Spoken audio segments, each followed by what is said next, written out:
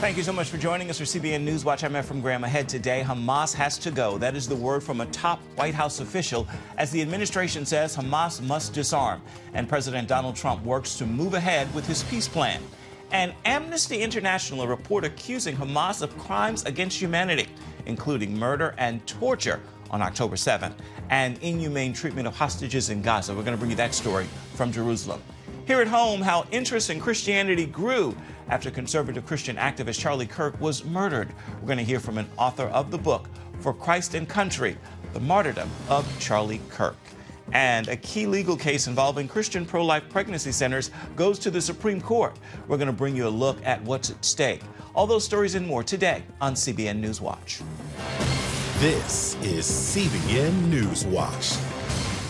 It is Thursday, the 11th of December. We're going to begin this half hour in the Middle East, where a new report from Amnesty International says Hamas has committed war crimes. As a top administration official says, Hamas has to go, as the White House pushes for Hamas to disarm. All of that amid new allegations Hamas has also withheld key supplies during the crisis in Gaza. CBN's Paul Petit brings us the story. He's reporting from Jerusalem.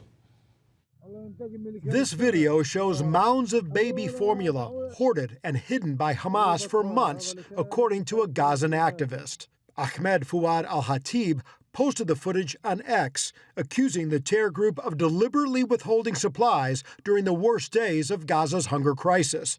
The video stands in stark contrast to the Palestinian narrative repeated by the global media that Israel pursued genocide in Gaza, a message that helped fuel anti-Semitism worldwide. Inside the Trump administration, officials are considering terrorism-related sanctions against UNRWA, the relief agency for Palestinians.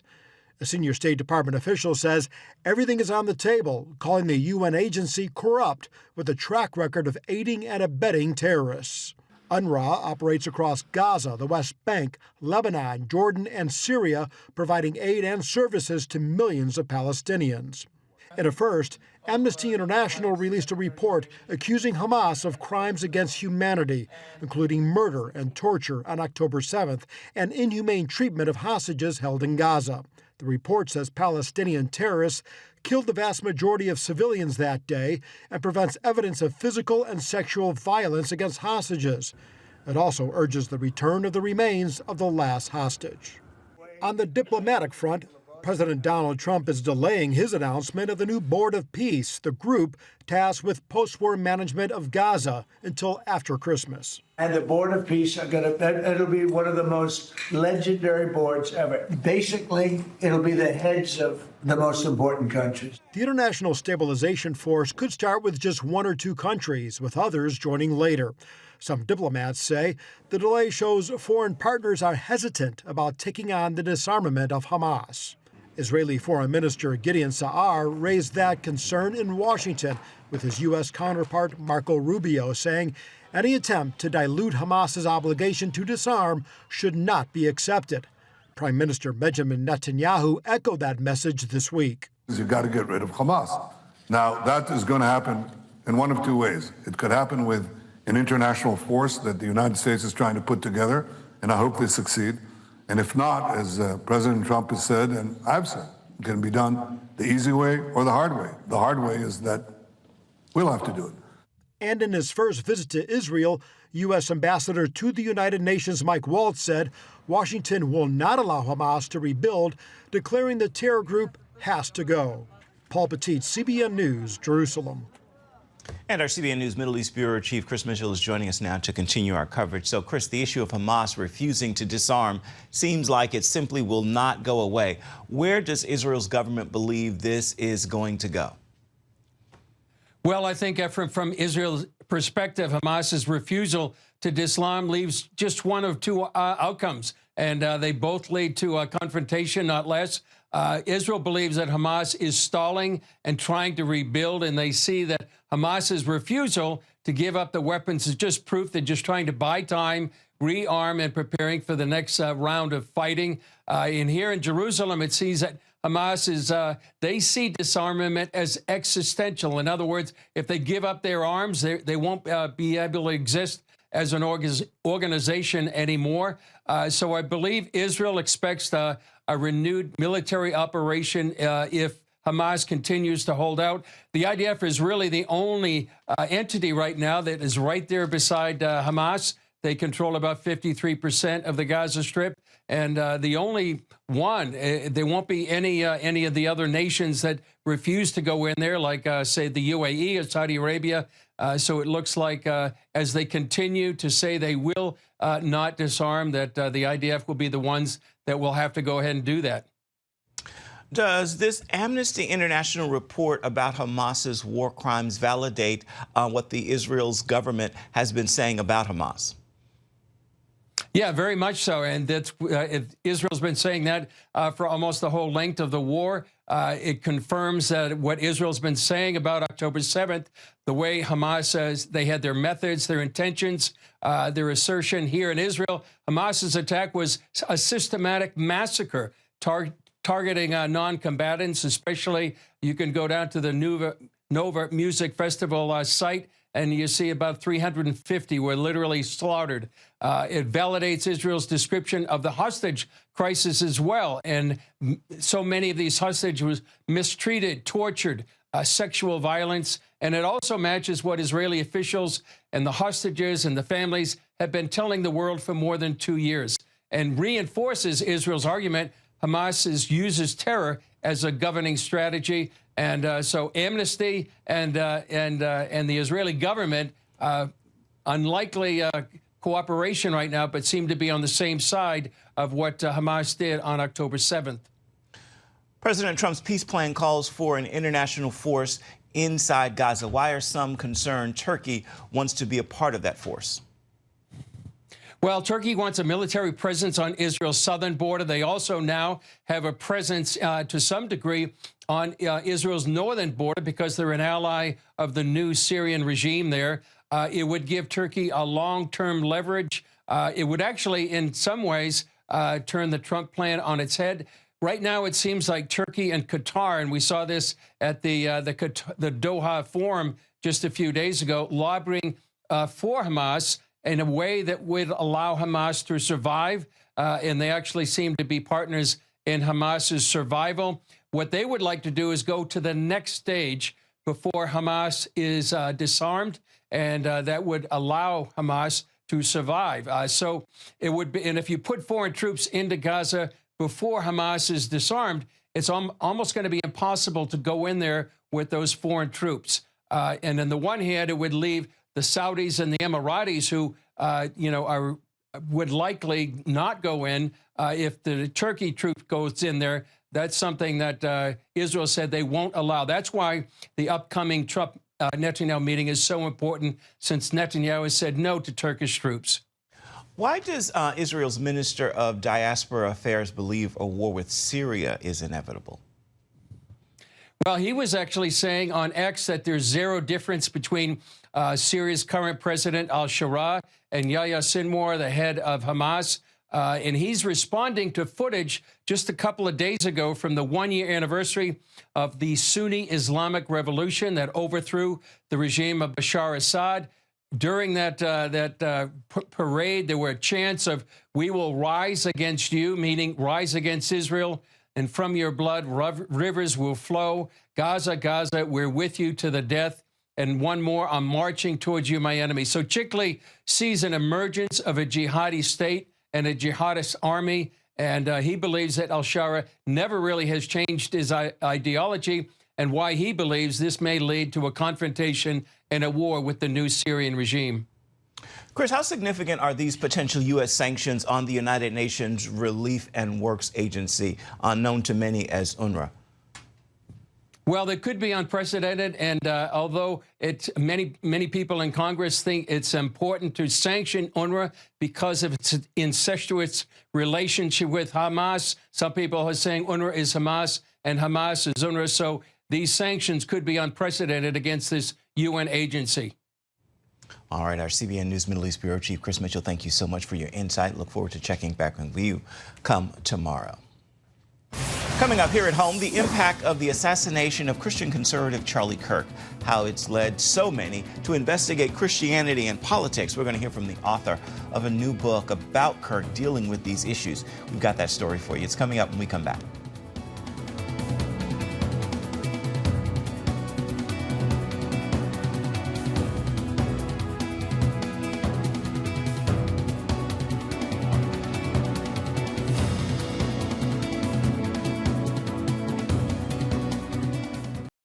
Charlie Kirk's martyrdom is leading to a surge in spirituality. A new Barna Group survey shows Kirk's assassination is causing a wave of interest in faith and action, particularly among younger Americans.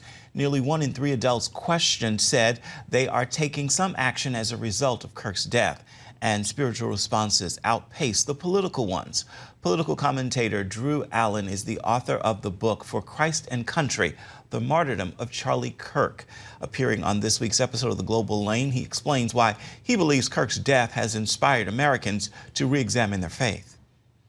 He was a unique animal in a good way that really believed that faith and God and Christianity was more important than everything else. So everything flowed from that. And so every time he spoke, it was more than a political message. It was basically, he was like a pastor. And, you know, for me, I did not know him personally. I was his publicist for a second to last book last summer, Right-Wing Revolution. But I mean, I think that I speak for millions of Americans who didn't know him personally, didn't break bread with him, but found themselves transformed by his death. I mean, it's changed me for the better, and it wasn't temporary. It's been permanent. Well, let's talk about that, because I know in the book you write, quote, his assassination confronted me with the reality I'd been avoiding, and no other death in my life has pierced me so deeply. In what way, Drew, how did Charlie's death pierce your heart and change you? It hit too close to home. First off was the circumstances that I learned of his death. So Charlie had 2 kids. You know, he was younger than me, 31. I'm 38. But he had a 3-year-old daughter and a 1-year-old son. I've got a, you know, approaching 3-year-old daughter and an approaching 1-year-old daughter as well. And I'm married. And I'd pulled into I was sitting in my oldest daughter's, the parking lot at her preschool when I got the news. And then I saw the video while my wife went to retrieve our daughter. And my daughter was running towards the car, screaming just with pure, you know, innocence and joy, you know, dad, because I don't usually pick her up. I'm not there. And in that moment, the contrast of seeing my daughter so happy light up like that, to see her dad at her school and realizing that was taken from Charlie Kirk's family and kids in that moment. I hadn't really dug into his real core beliefs. And as I went out there looking, like many people, you know, at the clips of Charlie Kirk and what he stood for, I realized that he was somebody that I wanted to become, someone I wanted to be, someone this country needs me and others to be, which is, you know, go forth and make disciples of all nations is the activist message that Jesus Christ leaves us. And he did that, and he did it fearlessly, and he did it with love and compassion. I know throughout the book you point out the radical left in this country still doesn't understand why people were drawn to Charlie Kirk and his legacy. You also discuss how leftists and Islamists are coming together as a significant political force, which does not surprise you, I'm sure. So in what ways are they similar? Why do you think they are attracted to each other? Well, they both possess ideologies of pure destruction, and they have an attitude of a desire to conquer. There is no cohabitation, right? I mean, they just want to dominate. Islam as a religion wants to dominate, especially jihadists. They want to establish a caliphate. The radical left, of course, cannot tolerate any opposing views. And they're both producing violence in unprecedented levels. Islam's the only religion that is responsible for, you know, globalized, you know, jihad. And despite the left's propaganda, which I get into in the book as well, there isn't a plight of, you know, right-wing violent terrorism or extremism in this country. It's actually, it's not symmetrical at all. It's all coming from the left. It rejects religion. It rejects a transcendent power above us, and it believes in moral relativism, and it's dangerous. And you point out that mainstream truths have been chipped away over the years. Charlie Kirk talks about family values, the sanctity of life, same-sex marriage. You even spend a whole chapter on transgenderism. So why are traditional values like protecting children and marriage under attack today? Why are centuries of biblical truths being pushed aside all of a sudden? Well, it's the same reason that communists, sought to eradicate religion, for example. They want to destabilize our society, this is a Christian nation. People should understand that. They should reject this propaganda from the left that is intended to get Christians to sit on the sideline and not enter the political arena and battlefield for this country.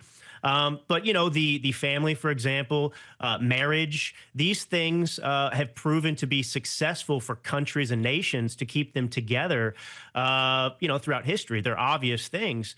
And the left, of course, wants to undo that and eradicate those things. So they assault those stabilizers in a country because at the end of the day, they're Marxist revolutionaries that want to, all they care about is political power. That's the altar for them. That's what makes me different or Charlie different is that, politics isn't the end all for us. We believe in Jesus Christ. We believe in the gospel. We believe that, this world will end and there is something after this. And we look to God for those immutable truths. And the left doesn't believe in that.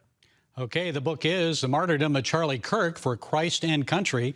I've read it. I highly recommend it.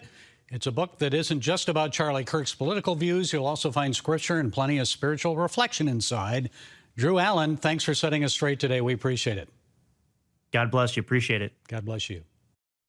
Also on this evening's edition of The Global Lane, Venezuelan narco trafficking in the Caribbean and the Chinese connection. And a new poll shows an alarming increase in anti-Jewish sentiment in America. Jewish News Syndicate Editor-in-Chief Jonathan Tobin shares some insights. And of course, you can watch that this evening on the CBN News channel beginning at 8 Eastern. You can also see it on the CBN News app, and it's available on YouTube as well. Still ahead, a key legal case goes to the United States Supreme Court involving Christian-based pro-life pregnancy centers against state's attorney general. We're going to hear what's involved and which way the high court appears to be leaning. We've got the story for you. It's coming up right after this.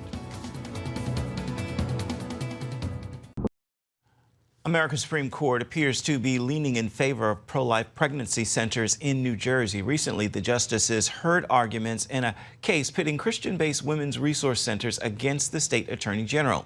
CBN's medical reporter Lori Johnson brings us the details. 2 years ago, New Jersey Attorney General Matthew Platkin subpoenaed First Choice pregnancy centers, demanding their donors' identities and contact information. First Choice refused, maintaining the information should be kept private. The Attorney General's office argued their request was part of an investigation into whether First Choice tricked donors into thinking they were contributing to an abortion provider. Our entire purpose in asking for the category of donor information that we asked about was to evaluate whether any donors themselves might have been deceived by the representations on the donation pages maintained by First Choice. I gather that you think the website might have made them think that this was an entity that provided abortion care as opposed to a pro-life entity. So that was the concern? Yeah, that's right, Your Honor. However, First Choice insists their website clearly presents a pro-life stance. It is not in the least misleading. It pictures smiling faces of babies and their families, that there's no question that it belongs to something like Planned Parenthood. First Choice attorney Aaron Hawley believes the true reason behind this subpoena involves a widespread attack on the pro-life movement. This is the context of a hostile attorney general who has issued a consumer alert, urged New Jerseyans to beware of pregnancy centers, and assembled a strike force against them. Were there complaints against you that stimulated the subpoena?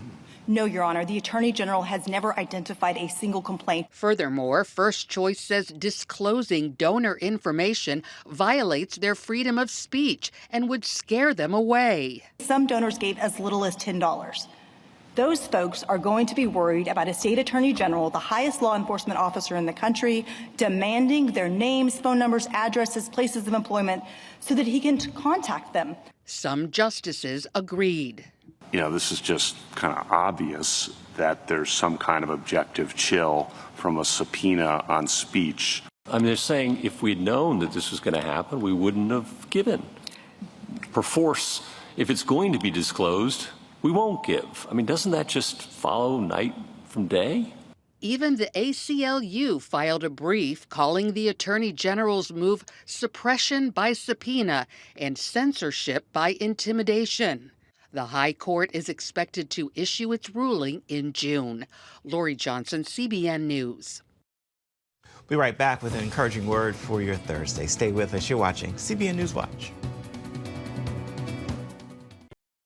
Welcome back to CBN NewsWatch. Time now for your Thursday Thankful. Today, I want to leave you with this prayer of gratitude.